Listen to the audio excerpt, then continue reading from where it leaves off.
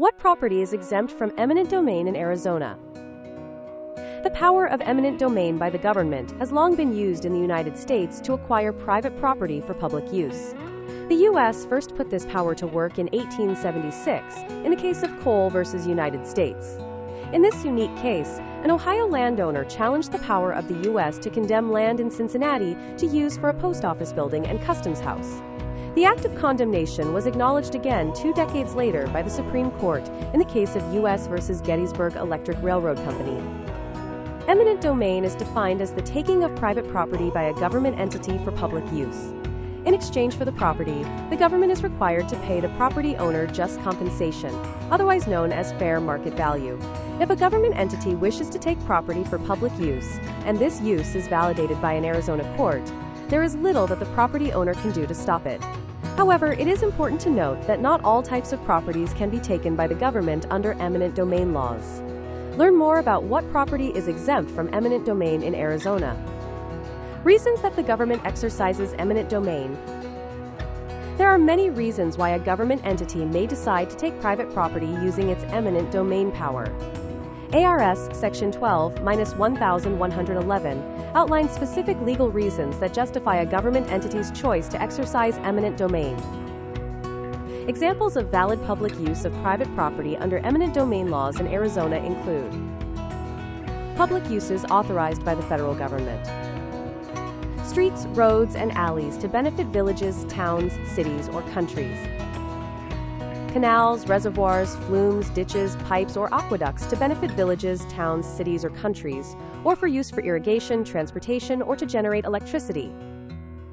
Grounds or buildings for use in a town, city, county, or school district. Property that is exempt from eminent domain in Arizona. If you are facing an eminent domain situation, it is important to understand your legal rights. While most private property owners must adhere to eminent domain laws, some types of property may be exempt from eminent domain in Arizona. Some of these properties include places of worship. Places of worship are generally exempt from eminent domain in Arizona. This includes a wide range of religious properties, such as churches, temples, synagogues, mosques, and other religious organizations. Burial grounds. Cemeteries or burial grounds are also exempt from eminent domain in Arizona. Burial grounds are considered sacred properties and cannot, therefore, be taken by a government entity for other public uses other than what it was originally intended for. Places of education. Another type of property that is generally exempt from eminent domain in Arizona includes places of education. Examples include higher education institutions, community colleges, technical and vocational schools, and private colleges and universities. Federally protected areas. Certain federally protected areas in Arizona may be exempt from the eminent domain process. For example, Native American tribal lands are generally considered protected areas. It is also important to note that a private property owner cannot convert the use of their property into any of the above exempt properties in an attempt to avoid condemnation once the eminent domain process has already begun.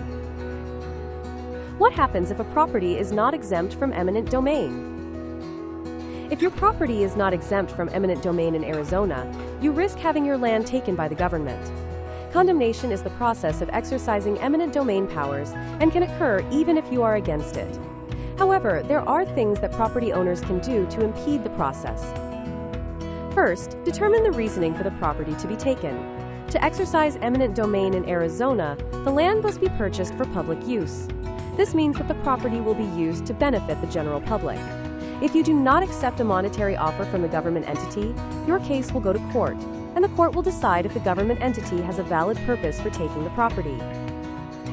Another requirement that a government entity must complete is paying out fair compensation to the property owner in exchange for the property. The property owner is not required to accept the first offer made.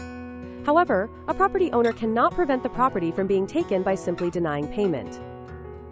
The court will determine a fair market value for the property and offer payment to the landowner. Having a reputable Arizona eminent domain attorney by your side during these proceedings is important to ensure a fair outcome. An attorney can also help you refute condemnation proceedings or negotiate a better deal than the one offered. Reasons to speak with an Arizona eminent domain attorney. Finding out that a government entity plans to take your property can be a confusing and frustrating experience. You may not understand your legal rights or know whether or not you should accept the first monetary offer that comes your way. Having a reputable Arizona eminent domain attorney to guide you through this complex process is critical. An eminent domain attorney will start by determining whether the taking is valid.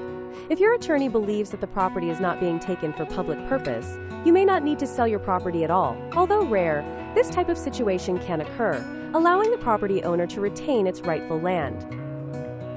If there are no other options, a property owner may be legally required to sell the land to the government entity.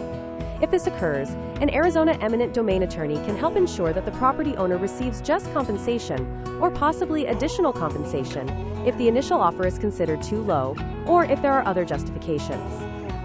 The right legal team can make the complex eminent domain process go much more smoothly. Contact the Arizona eminent domain attorneys at Jackson White Law today to learn how we can assist you with your case. Call us now at 480-4674-334